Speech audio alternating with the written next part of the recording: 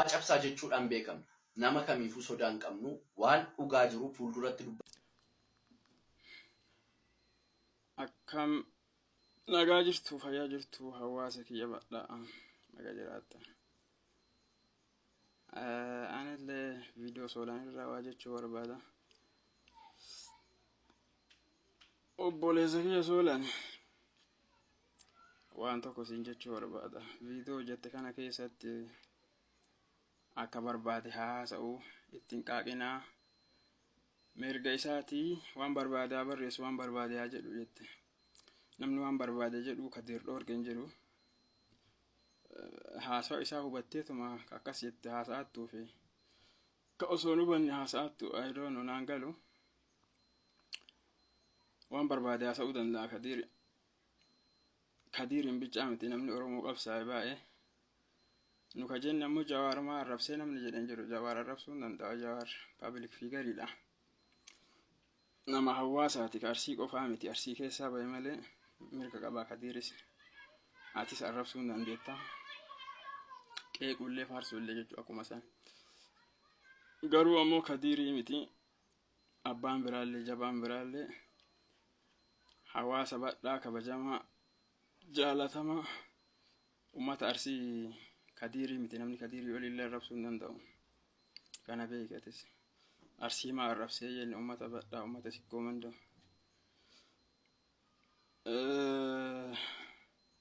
Paarsentii dhibba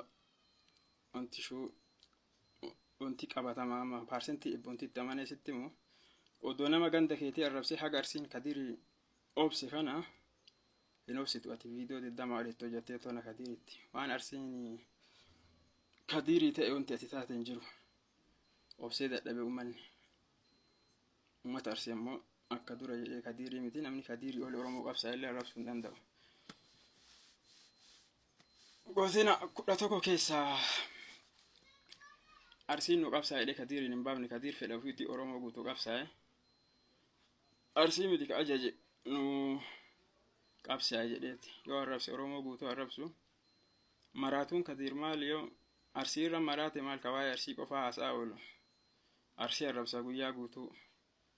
Arsii miti ka ajajate beeka obboleessa. Akkasitti hubadhu atillee. Viidiyoo waanuma bilbila harkaa qabaniif baanii waraabuun gaarii miti. Harka 2-3 irra deebi'anii yaaduu wayyaa beeki. Akkas wayyaa walla mataa ajabsiisa.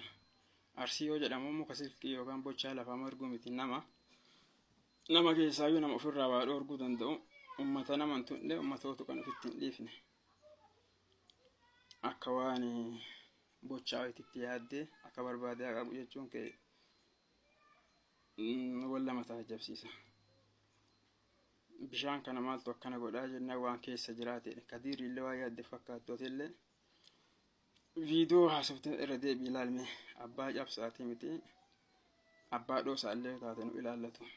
Brother maanu arrabse jennee kanu arrabse Kadirii ka deebise nu'u atis waan garaa yaade machiin qaasiteedha. Oromoo namni Oromoo qabsaa'e Arsii arrabsuu hin danda'u. Nuu miti kan nu qabsaa'e isaan jedhe akkasitti hubadhu. Calletteetuma haasa'uun gaarii miti. Waan beekamtii qabduuf waan tiiktookii qabduuf geeraruun mishaa miti obboleessa. Namni wal kabaja malee namni deebii olii deebisuu dadhabu hin jiru. Akkasitti tasgabbaa'e. Utaalaa miira keessa galaa haasofte na fakkaata. Wal kabajuun gaarii isin jechumaaf Kadir yeroo waa'ee Arsii qabu qofaa miti ka maraatu.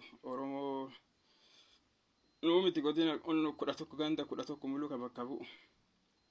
Arsii miti ka qorshe isa nyaachise yoo maraatu miti yoo du'e amma booda dhimma ittiin qabnu nu.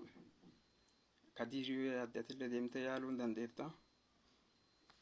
Akkasitti odoo yaadde si wayyaa siillee waan barbaade haasa'u waan barbaade haa barreessu aanu arrabsu jechuu nuun jadhifna. Kadirii miti namni biraallee nu arrabsuu hin danda'u. Ummata ofirraa waa dhoorguu danda'u beeki. Ummata nama tunne ummata kabajaa ofii eeggatu. suuta jedhi biroo suuta jedhi wantoota dhaqaate dhalootaaf ta'a beeki. Namni urmii bichaanii miti ka guddatu yaadaan illee guddata. Waan tokko tokko dhoofachuun illee bareedaa beeki yoo keessi kan keellee waan biraas qabaate. Akkas wayyaa akka amaarii jette san jechuun saayixaruu abeeti. Saayillaa kodeetti seexan goora beetette jar akkas hin ta'in.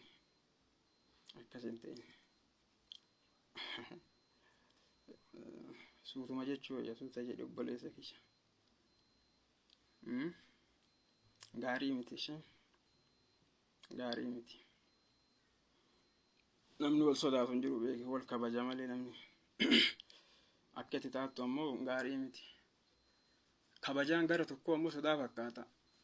Kanaaf bishaan miti beeki. Qixuma wal kabaju wayya. Arsummaa yoonaa kabajan wallaggummaa shaa'ummaa walii kabajnee Oromoo taana. Yoo ammoo arsummaa naan kabajnee hin hafa jechuuf kuwwanis. Kanaaf suuta jedhe. Jaalala Kadirii natti fakkaatu kan kee kun illee. Haga nu Kadirii obsine kana odoo nama ganda keetii Jawaarii miti nama ganan beekamne yoo illee doonni arrabse viidiyoo 10 ol hojjattee ta'uu tanaati.